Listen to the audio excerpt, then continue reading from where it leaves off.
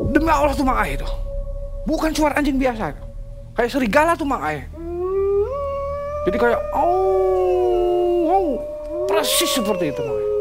Saya takut.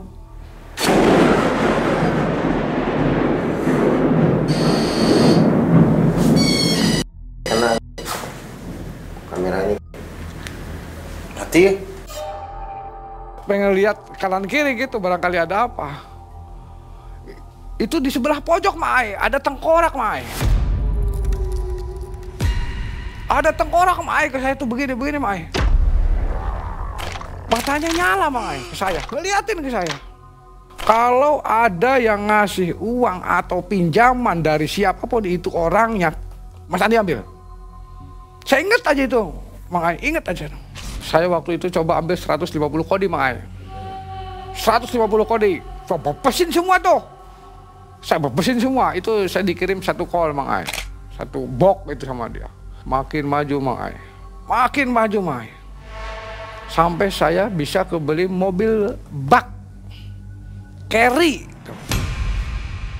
Ritual awal yang tak memberikan hasil, tak menyurutkan niatnya untuk mendapatkan uang secara instan. Langkah demi langkah ia tempuh untuk mencari ritual pesugihan yang ampuh. Setiap larangan dan pantangan jadi tantangan. Resiko yang menanti sudah bukan lagi jadi ancaman. Demi harta tak nyata yang dia kejar, segala proses pun rela dijalani oleh Mas Andi.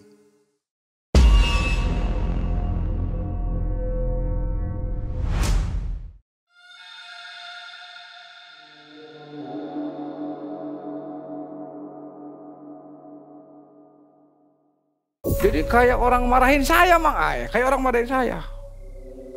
Pergi kamu ke sana gitu kalau bahasa nasionalnya. Pergi kamu ke sana, jangan di sini kamu gitu. Jadi saya kayak merasa dipermainkan ke Mang Ai, karena saya udah 2 kali begitu Mang Ai. Udah 2 kali kayak gitu. Daerah sadar saya nggak tahu daerah awalnya Mang Ai. Saya nggak tahu. Soalnya itu cuma satu itu, kakek-kakek itu Mang Ai yang ngasih tahu ke saya itu.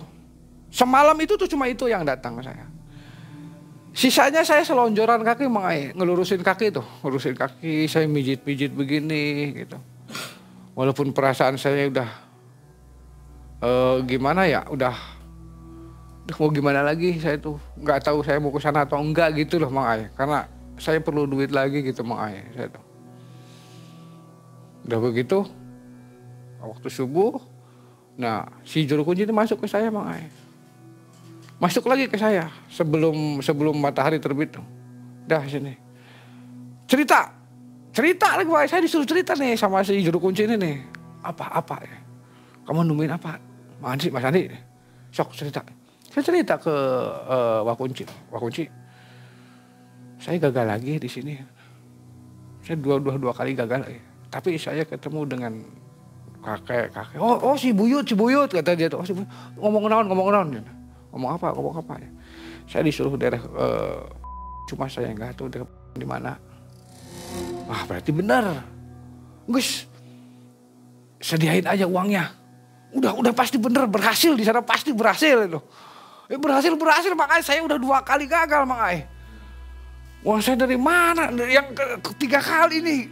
Masa harus kasbon lagi? Nggak mungkin makanya saya tuh. Nggak mungkin saya kasbon lagi. Saya masih punya sangkutan dengan kantor saya tuh. Liatin kalau Mas Andi di sana gagal lagi gitu. Bener Wak Kunci tah. Wak Kunci berani taruhan dengan saya. Saya berani taruhan, Mas Andi sok. Kalau Mas Andi gagal di sana, iris kuping saya katanya gitu. Oke lah.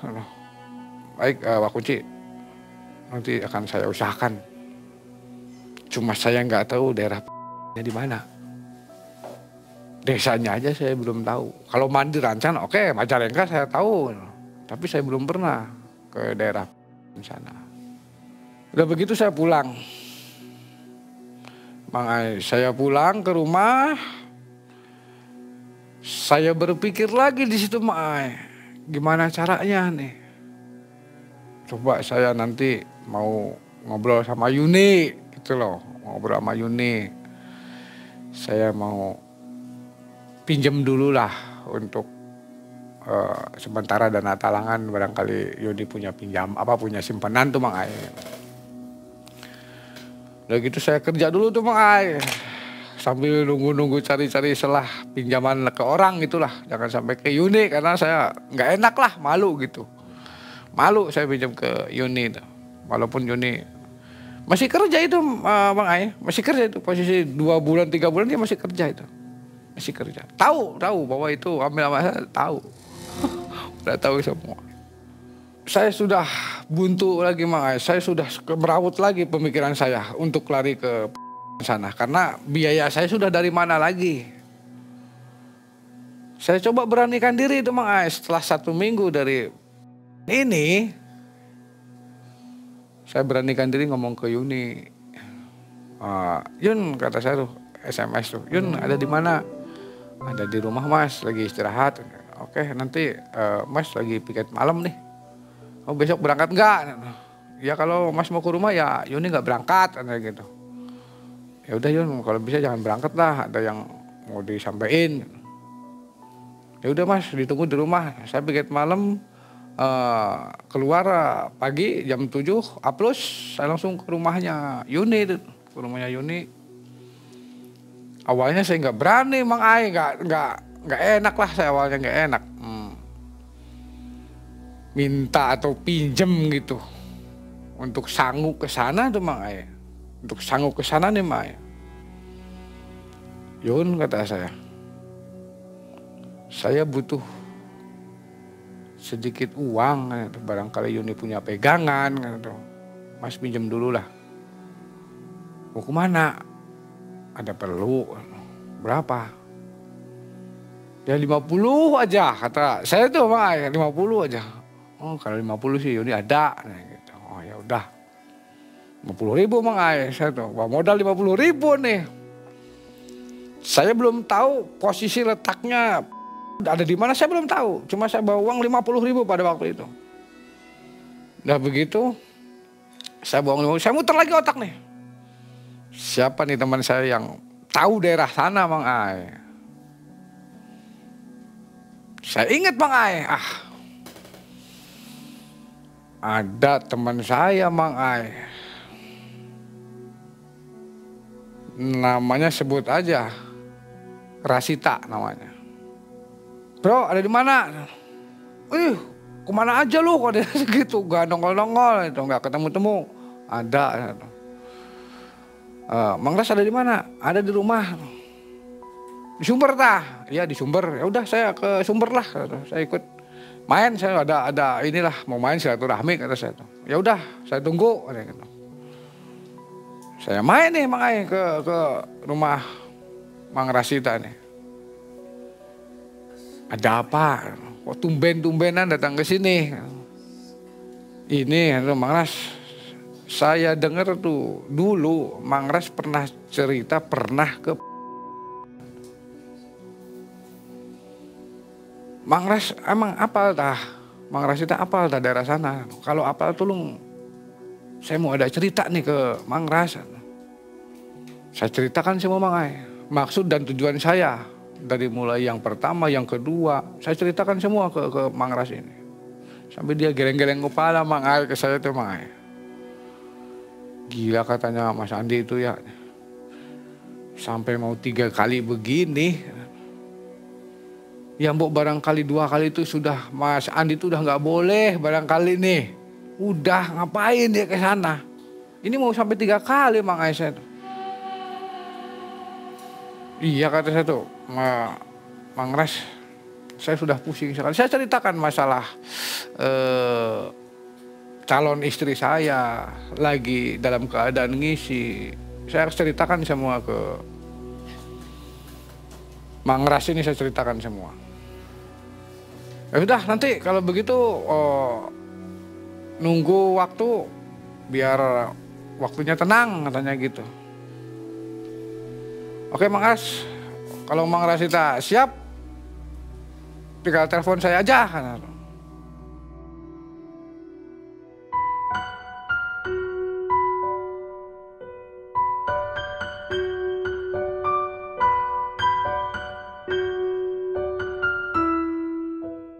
Ngendak sehari 2 hari, Mang Ras langsung telepon saya, Mang Ai. Ayo Mas Andi, saya siap nganter, katanya gitu. Biar ya, Mang Andi nanti dibonceng sama saya, katanya gitu. Oke. Jadi saya naik angkot, Mang Ai, ke rumahnya Mang Rasid ini, daerah Sumber tuh. Berangkatlah saya ke sana, Mang Ai. Nggak tahu tempatnya itu, Mang Ai. Nggak tahu tempatnya itu. Berangkatlah ke daerah pos. Ya ngelewatin yang kemarin saya ke situ. Masuk ke desa di pas perapatan itu, Mang Ai. Itu jam 5:30, Mang Ai. Hujan itu. Saya berdua tuh sama Mang Rasita itu. Masuk. Saya kebablasan tuh, Mang Ai, mau arah ke Majalengka tuh. Nah di situ itu kabut, Mang Ai. Pokoknya di tengah sawah itu kabut putih semua. Kabut putih kayak nutupi jalan udah. Radius 50 meter, 30 meter udah nggak kelihatan, Mang Ai. Saya kan, Mang Ras, bukan ke sini, kan bukan ke sini. Udah, balik lagi aja, balik lagi. Karena kalau belok kanan itu kan nanti larinya ke Sumber. Kalau belok kiri itu kan nanti ke pendakian Gunung Ciremai, Mang Ai. Balik lagi, katanya gitu, balik lagi. Saya balik lagi, Mang Ai, sama teman saya ini, Mang Rasita ini. Balik lagi, pas ketemu di itu ketemu saya anak kecil, Mang Ai. Kepalanya botak tuh, Mang Ai. Itu hampir mau jam 6 kurang 10 menit. Pas saya mau arah pulang lagi itu, Mang Ai. Saya panggil anak kecil itu. Dek, kadiu. Naon, Mang? Nyaho tempat nyupang tuh di mana? Tempat nyupang. Si Amang. Nyaho. Bener, yang ya, udah tahu, saya tahu. Ayo ikut. Jadi saya ngintil lah dengan anak ini nih, Mang Ai. Ngintil saya dengan anak ini nih. Saya ketemu di sana dengan juru kunci emak-emak ya, emak-emak. Saya ngobrol karena baju saya basah, Mang Ai. Saya dikasih baju koko sama sarung, sama tasbih saya tuh. Mang Ras, terima kasih, Mang Ras. Ini uang ada 50.000 kata saya tuh.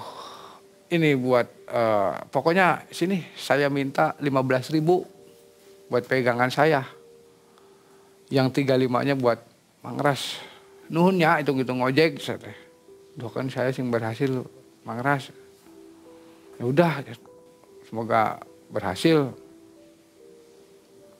Tos Mang Ras pulang tuh. Saya ditinggal sendiri sama emak-emak ini.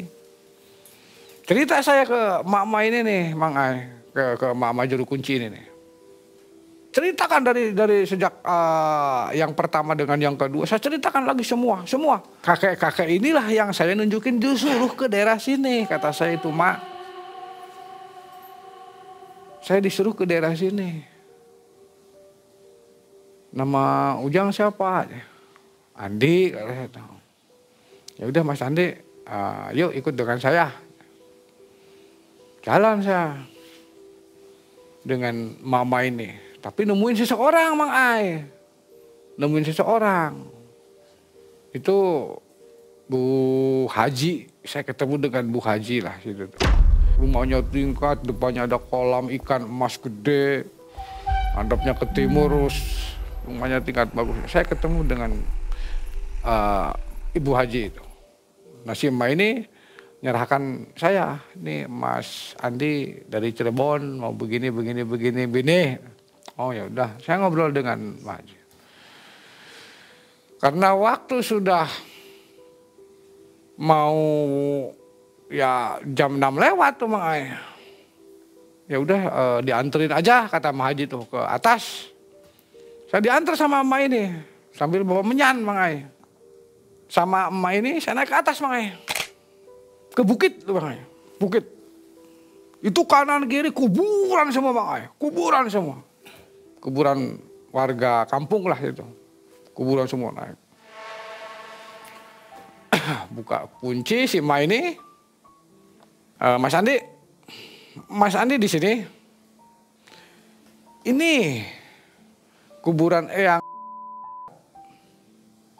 Yang satunya nggak tahu saudaranya atau istrinya, saya kurang inget lah emang. Pokoknya yang jelas yang itu saya itu. Mas Andi sholat, kirim inilah Al-Fatihah atau apa ke sesepuh di sini yang barangkali dia ngasih jalan katanya gitu. Mas Andi mau sholat, mau wirid, mau tidur.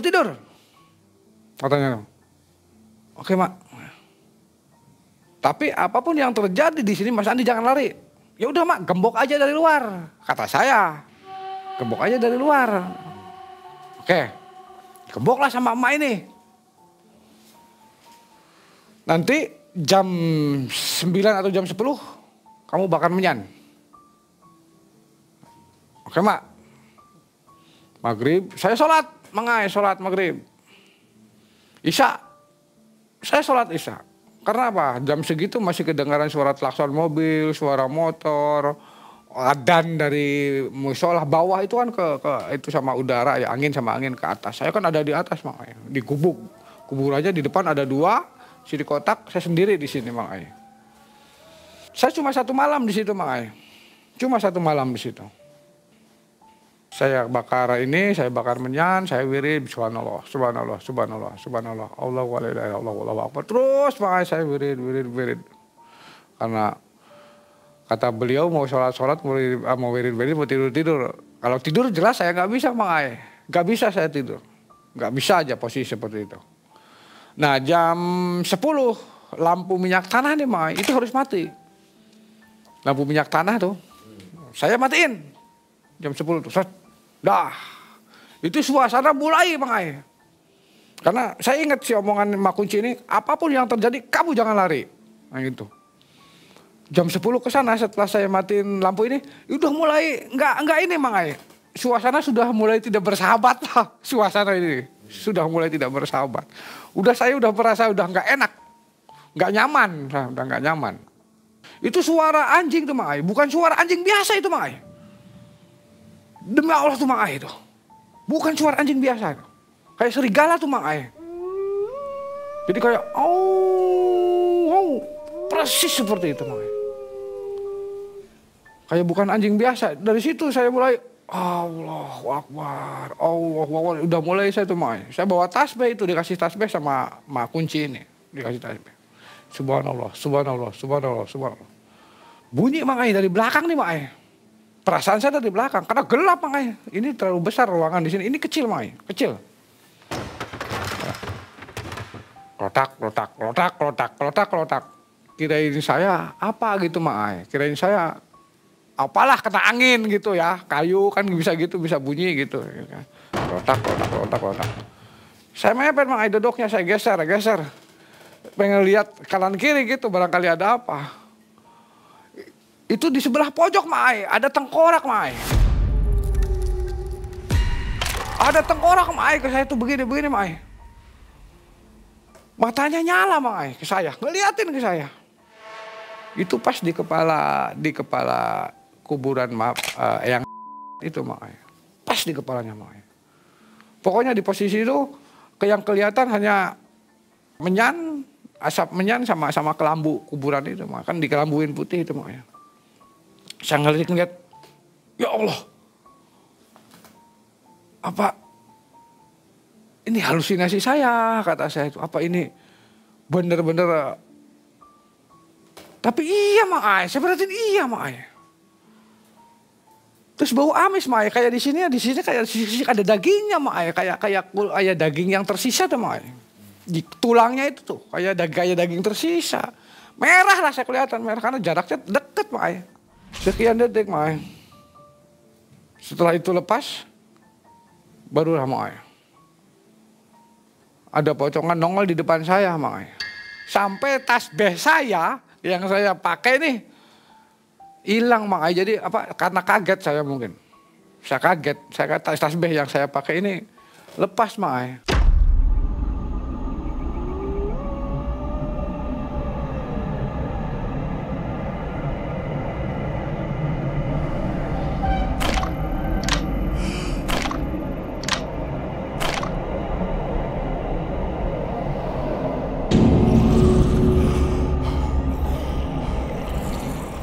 Jadi saya tuh sasar-sasar begini nih.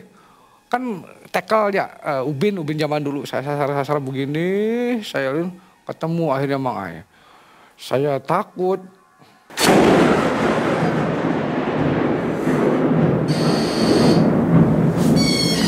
Karena kameranya mati kameranya. Lampu ini mah, jepret. Ya. Aduh, break lah Mang Ai. Break. Yang ngerokok Kejadian Yuk, periksa alat. Tirnya gede pisan.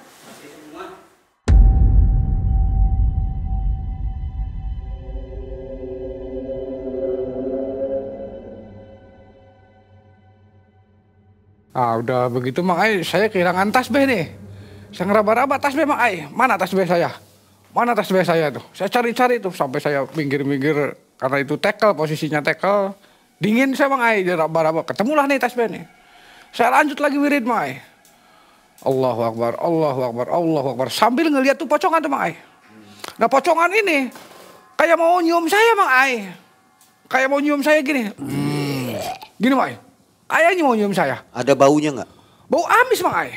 Bau amis Kecium sekali. ya? Kecium dengan saya. Bau nyengat sekali. Saya kan mepet-mepet begini Mang Ai. Sampai saya mepet ke tembok tuh Mang Ai. Tapi dia nggak mau mendekat dengan saya. Nggak mau mendekat dengan saya udah mundur begini tuh. Tasbih saya udah di tangan lagi. Allahu Akbar, Allah sampai saya adu mata dengan dia itu. Saya adu mata dengan pocongan ini tuh Mang Ai. Seperti apa sih ininya? Penampakannya? Mukanya hancur Mang Ai. Mukanya hancur, matanya bolong, tapi di tengah-tengah kelopak matanya kayak ada belatung yang bergerak lah. Itu saya tahu, itu saya ingat sekali itu. Itu kenangannya saya nggak bakalan terlupakan itu makhluk itu. Karena saya ingat pada waktu itu, kamu kalau takut sama pocongan katanya, sekali-kali kamu nerima jenazah di bawah kuburan. Itu pocongan seperti itu. Saya udah punya pegangan itu Mang Ai. Saya sering sekali megang dia tuh. Makanya saya nggak begitu kaget lah dengan pocongan seperti itu. Setelah beberapa detik ini pocongan hilang nih Mang Ai. Celep. Angin lah di situ mulai gede Mang Ai. Saya kan di gubuk kecil Mang Ai, di gubuk ukuran 2 meter kali 2,5 meter lah. Nggak begitu gede karena ada kuburan 2 panjang itu. Pas kuburan tuh pas dengan tembok itu 2. Itu suara angin besar Mang Ai. Krosok. Itu kan di pinggir gubuk yang saya tempatin itu ada pohon besar Mang Ai. Pohon besar sekali itu. Sama 2 orang atau 3 orang nggak bakalan ke peluk gitu pohon itu. Karena saya tahu pada waktu naik gitu. Nah di sebelah kirinya itu jurang Mang Ai. Kalau saya nekat pada waktu itu misalnya saya takut, saya dobrak pintu lari, saya mati mungkin ke bawah. Mati udah. Nah saya kan mepet tembok tuh Mang Ai. Itu ada suara. Suara seperti suara buta kali Mang Ai yang jalan kali. Blik. Blik. Suara itu jelas sekali itu. Karena saya pinggir tembok Mang Ai. Saya pinggir tembok saya masuk kali itu. Blik. Blik. Blik. Disitulah Mang Ai saya ngerasa bulu kuduk saya mulai apa ini yang mau nyabut nyawa saya, katanya pikir saya gitu, apa ini yang mau nyabut. Cuma ya Allah, saya di sini saya jarah, berikan saya petunjuk atau jalan lah. Saya berdoa, saya minta ke di depan saya ini, walaupun yang memutuskan hanya Allah gitu loh. Soal itu Mang Ai ketemulah dengan saya adzan subuh itu. Adzan subuh, as-sholatu khairum minan naum. Nah, di situ Mang Ai udah mulai nggak ada Mang Ai. Suara-suara pada hilang, angin reda itu. Angin reda, suara hilang. Di situ sudah mulai saya tenang. Saya tenang, saya istighfar, tapi saya nggak sholat subuh Mang Ai. Nggak sholat subuh, tapi saya nggak tidur. Cuma hanya saya gini aja, lemas aja Mang Ai, lemas.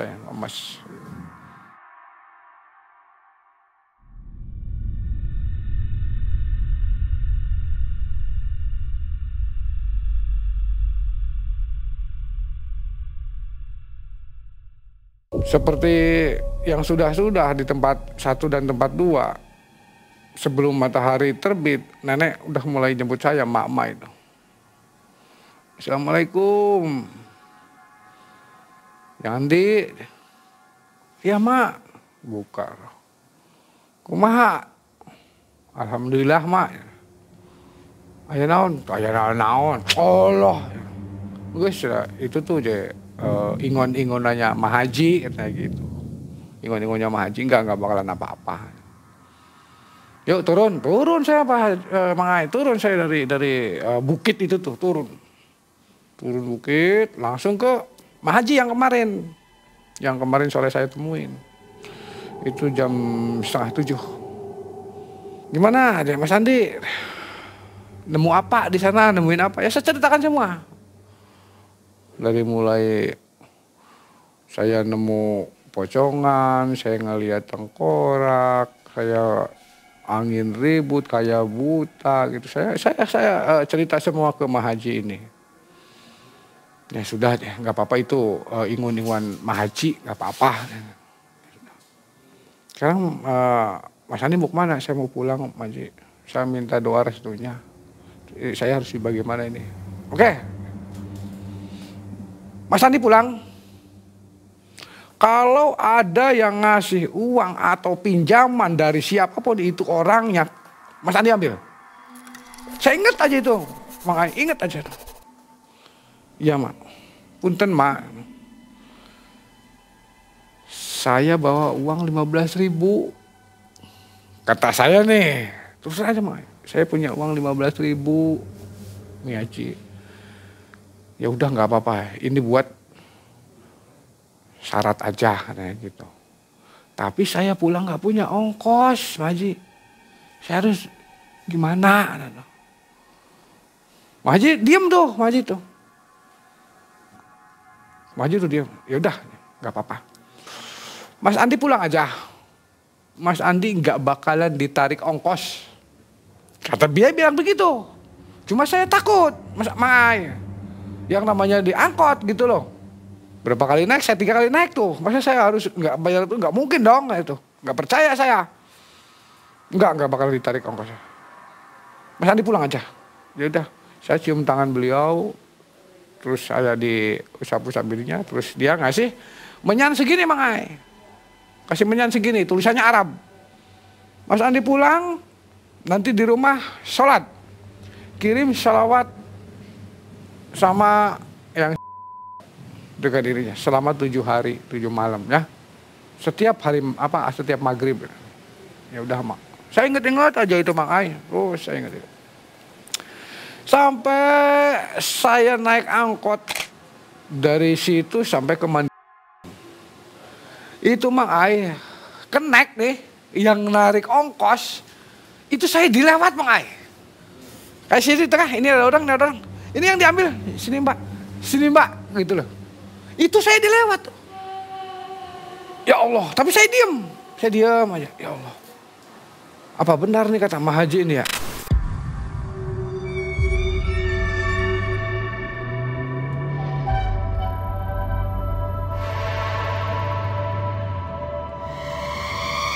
Akhirnya saya sampai Mai, saya turun aja saya.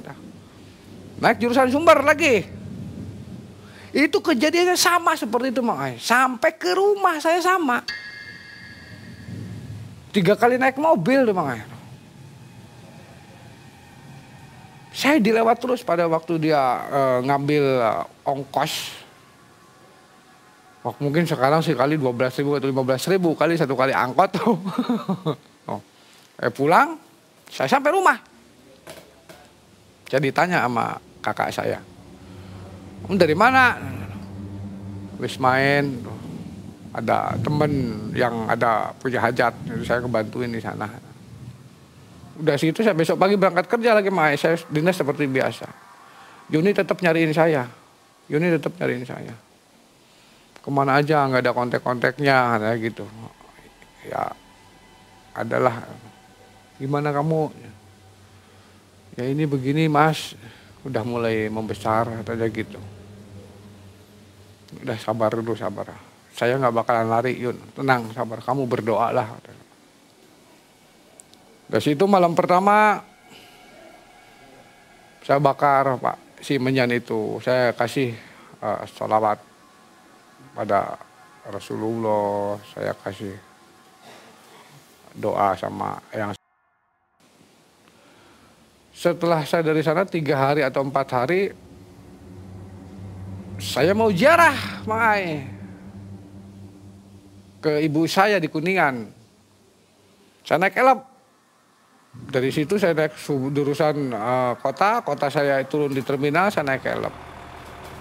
Naik saya elep jurusan Kuningan. Saya mau ziarah ke orang tua Mang Ai. Naiklah, karena macet posisinya Mang Ai, saya turun di pasar tuh, di pasar Cilimus.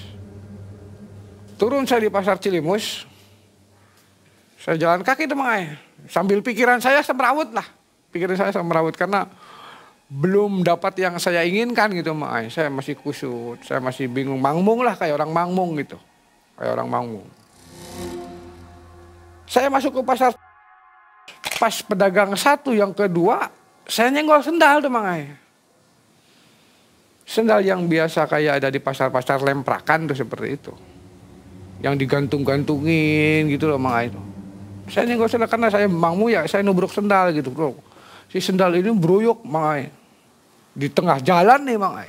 Karena banyak delman, banyak apa di daerah sana tuh. Jadi saya sasah Mang Ai, sampai saya dagdug karena lemas juga saya, karena pikiran saya nggak fokus aja waktu itu. Saya ambilin semua. Bapaknya keluar tuh si abah-abah itu. Jang. Udah, udah, ku abah. Di bantuan ku abah, ambil. Masukinlah saya sendal ini ke lapaknya dia. Saya bantuin masuk ke abah. Abah punten, bah, punten. Saya tuh tidak sengaja. Saya nggak sengaja. Sok masuk sini, Jang. Sini dulu. Kok? Kenapa? Ya ada apa? Kok mukanya murung kayak kusut begitu tuh Mang Ai. Saya jujur aja Mang Ai ke dia tuh. Iya Pak, saya itu lagi punya masalah kata tuh. Saya dikejar-kejar nikah. Saya harus nikah secepatnya, sedangkan saya nggak punya dana, saya nggak punya uang Mbak. Yaudah aja kalau kayak gitu, kamu mau nggak dagang sendal seperti saya? Bah, gimana saya mau dagang sendal, kata saya. Modal aja saya nggak punya. Kalau saya punya modal, lebih baik saya untuk nikah daripada saya untuk dagang sendal Mang Ai. Sambil dia nepuk ke saya tuh, ya udah, kamu jangan pikirin modal. Kamu saya kasih modal. Kamu dagang seperti saya. Saya di situ, saya ingat Mang Ai ke omongan Mak Haji ini. Kan dia bilang, siapapun orangnya yang ngasih modal ke kamu atau uang ke kamu, kamu ambil. Nah ini mungkin ini Mang Ai. Abah serius. Dia langsung bawa dompet, tapi dompet kayak dompet zaman dulu tuh Mang Ai. Yang pakai apa tuh? Kain terus ada talinya seret gitu tuh. Dari situ Mang Ai keluarnya. Tapi sudah dibundel Mang Ai. Nih 15 juta. Sok kamu pakai. Saya deg-degan Mang Ai di situ Mang Ai. Deg-degan saya. Jujur aja saya udah jantung saya udah enggak ini aja. Ambil enggak. Kalau saya ambil ada akibatnya atau enggak? Ada akibat. Gitu yang saya pikirkan Mang Ai. Tapi kalau ada akibatnya, saya di sana, mohon maaf, saya enggak nyupang di sana. Saya jarah. Justru saya disuruh sholat, disuruh wirid saya. Dan di saya melapangkan lapang Allah di sana, enggak saya di sana tuh. Nggak ada perjanjian apa-apa Enggak ada. Ya Allah, saya bilang dalam hati saya, ya Allah, kalau toh ini rezeki saya ambil. Tapi kalau ini bukan rezeki saya, hilangkan juga sekarang, kata saya begitu dalam hati saya Mang Ai. Cuma saya nggak ngomong aja. Ya udah bah, saya ambil. Ini uang setelah saya punya, saya kembalikan langsung ke Abah nih Pak. Ya udah aja. Kalau kamu sudah punya penggantinya, kamu kembalikan ke saya, katanya gitu kata Abah. Ya udah, Del. Seperti apa posturnya, penampilannya? Pendek, tua, gemuk. Nggak ada yang aneh. Yang saya lihat matanya Mang Ai. Kayak dia main mata kayak lirik-lirik begitu. Yang aneh itu aja.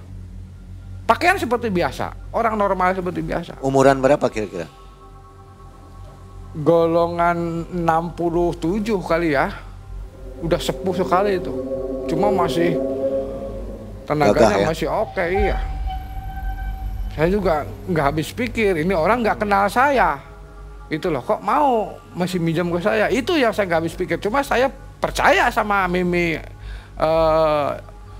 Kuncan itu, Mimi Gak Haji ada itu. kwitansi, tanda Nggak terima? nggak ada.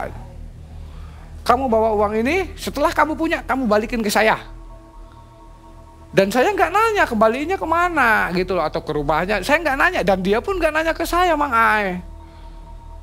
Karena saya saking bangganya dan bingung, saya ambil, langsung saya pamitan, Bah. Saya pulang, saya mau nyekar ke orang tua saya. Daerah mana?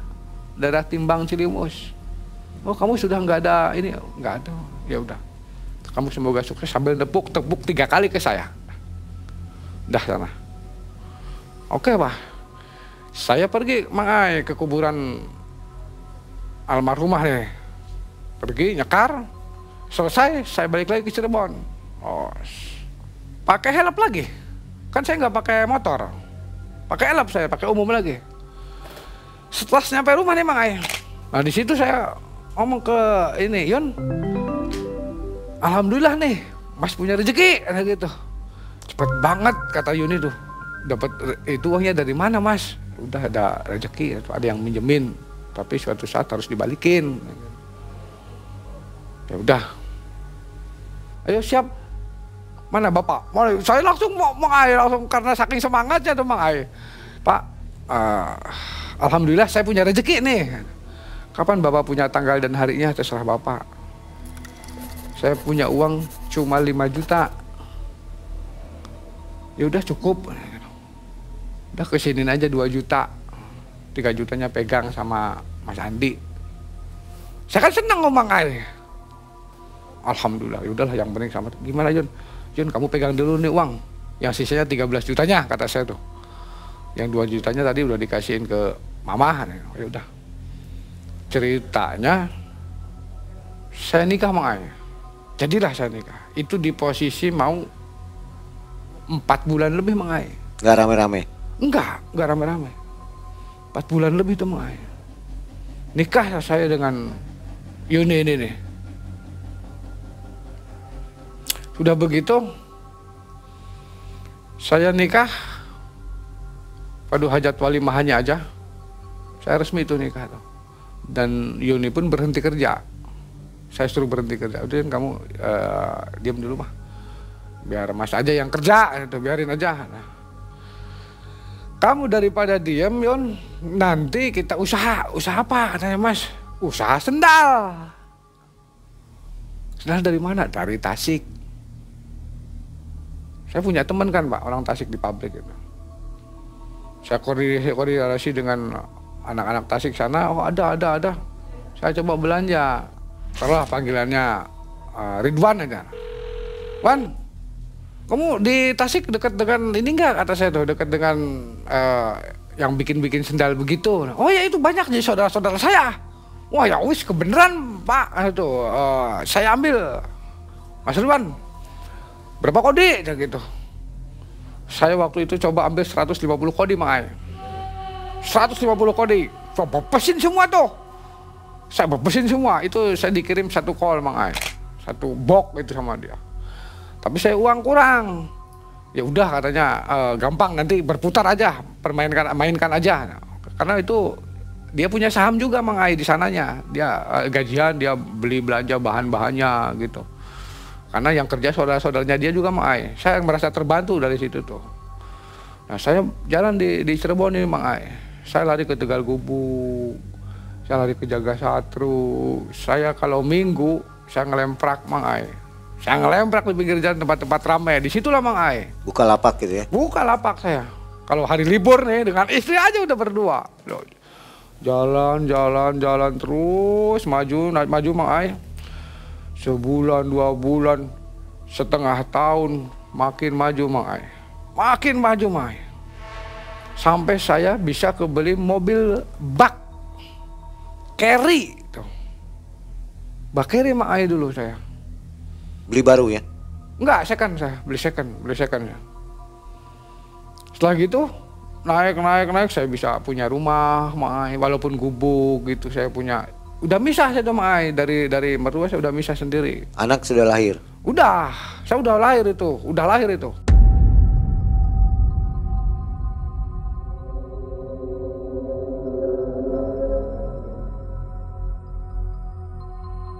Usaha sudah berjalan dan anak saya pun sudah masuk SD tuh Mang Ai. Udah masuk SD tuh. Oh, udah anak saya udah. Anak bos sendal Mang Ai terkenalnya dia. Makmur ya? Makmur, anak bos sendal terkenalnya. Saya sudah, motor saya punya 2 Mang Ai. Dan saya agak sedikit malas juga dengan kerja security ini. Udah agak malas tuh Mang Ai. Karena sampingan saya lebih besar di situ Mang Ai. Jadi saya resign lah dari perusahaan itu Mang Ai. Resign lah saya. 6 tahun jalan Mang Ai. Saya pertengahan tahun lah itu. Kalau nggak salah pertengahan tahun antara Juni, Juli. Saya masih ingat itu Mang Ai. Saya tuh punya yang itu tadi Mang Ai. Yang uang ini tuh Mang Ai.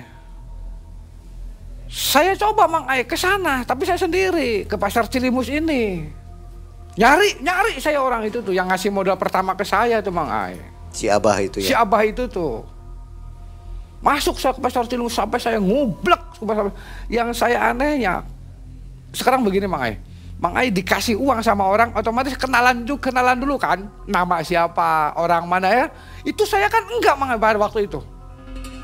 Saya enggak kenalan sama orang itu tuh. Dan saya enggak tahu namanya. Ya sekarang saya ke pasar sana nyari siapa? Nyari siapa itu Mang Ai? Soalnya dianya tadinya itu apa namanya, ngampar gitu ya? Iya ngampar tapi ada nggak ininya punya kiosnya ya? Nggak punya. Ada ininya aja kayak terpal dikasih palang-palang kayu terus Ya. dikasih karet ke bawah gitu loh. Di pinggir jalan ya? Terus ininya digantung-gantungin. Nggak permanen? Nggak permanen. Nah saya ke situ Mang Ai. Saya ke situ. Tapi selama berpuluh-puluh tahun orang yang dagang di situ itu nggak ada orang yang dagang sendal di situ tuh Mang Ai. Nggak ada. Udah nanya itu? Saya nanya-nanya ke pasar-pasar itu tuh. Saya tahu tempatnya. Saya hafal tempatnya. Saya tahu, saya hafal. Justru yang ada di situ dagangan makanan Mang Ai.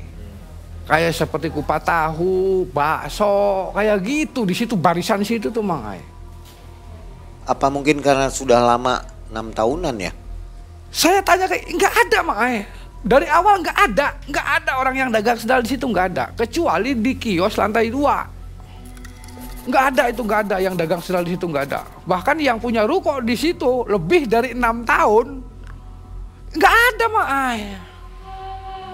Nggak ada yang dagang sendal. Nah saya duduk di tempat yang pada waktu itu saya ketemu dengan abah-abah itu, saya duduk di situ. Saya bilang sendiri Mang Ai, Bah, ini uang saya mau kembalikan, tapi Abah kemana? Kok Bapak Abah hilang kata saya itu. Saya harus kembalikan kemana nih uang? Saya ngomong sendiri dalam hati. Saya lupa Bah, saya lupa. Nah dari situ tuh Mang Ai, setelah saya udah makan kupat tahu di situ kan saya ngobrol banyak dengan orang tukang kupat tahu. Karena sebelahnya sih Bah, yang dulu saya rasakan tempatnya di sini nih, sebelahnya tuh kupat tahu. Oh Mang Ai, saya makan di situ. Banyak ngobrol saya dengan orang kupat tahu. Jadi memang tempat di situ nggak ada sama sekali tuh. Apalagi yang punya ruko dagang sayur-sayuran kayak seperti bawang, itu kan punya ruko udah lama dia tuh Mang Ai.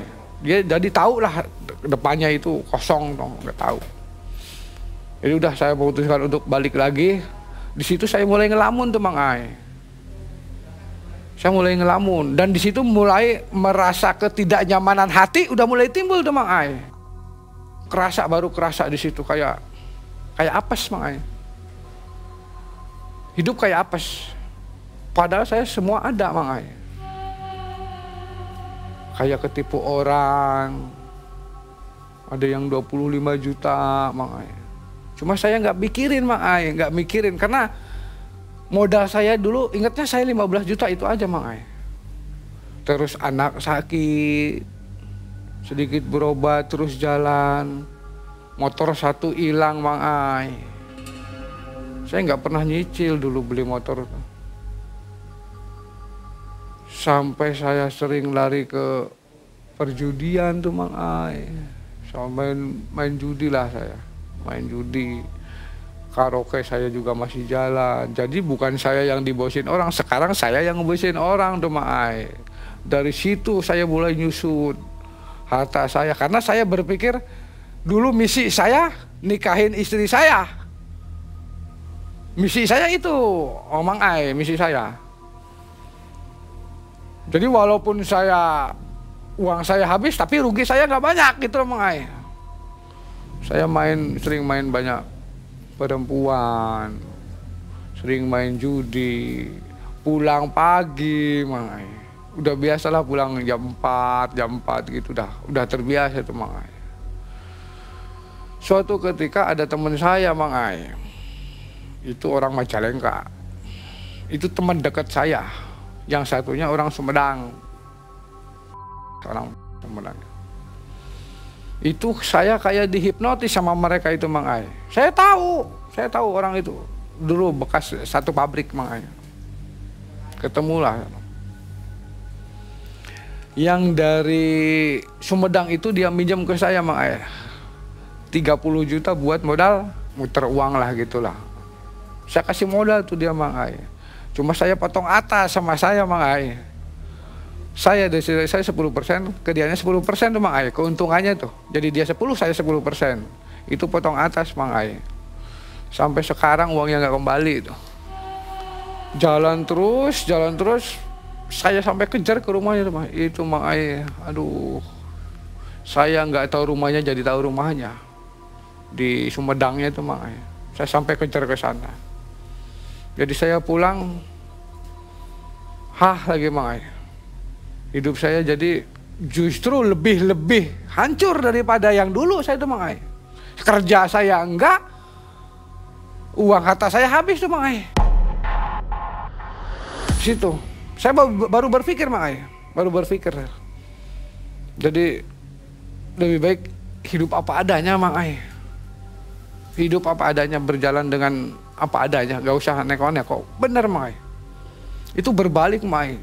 Justru dulu rada enak ya waktu jadi security. Sekarang malah lebih gak enak Mang Ai. Habis modal? Habis semua Mang Ai. Tinggal rumah aja tuh satu Mang Ai. Dan rumah pun ya alhamdulillah sekarang sampai sekarang rumahnya. Rumah sampai sekarang Mang Ai. Cuma ya segitu-gitu itu. Hanya dapat untuk makan, kerja untuk makan sudah. Nggak bisa untuk nyimpen, nggak bisa untuk gimana gitu loh Mang Ai. Itu lama itu Mang Ai. Tapi saya ngerasain pernah jadi orang adalah Mang Ai gitu, pernah ngerasain lah. Mapan ya? Pernah mapan lah gitu Mang Ai. Nggak pernah ngerepotin orang itu Mang Ai. Jadi ya begitulah cerita hidup. Lumayan ya, panjang. Iya.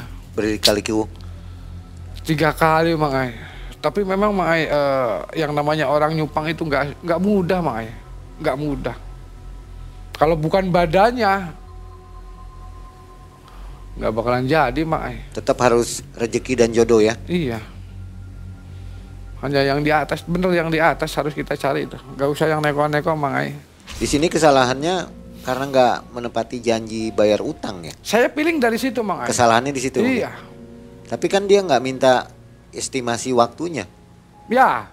Cuma kan posisinya pada waktu itu Kalau sudah ada. Ya. Saya lebih dari ada pada waktu itu Mang Ai. Lupa. Iya, lebih dari ada. Justru dari lebih dari ada ini saya over Mang Ai. Over, jadi saya lupa itu.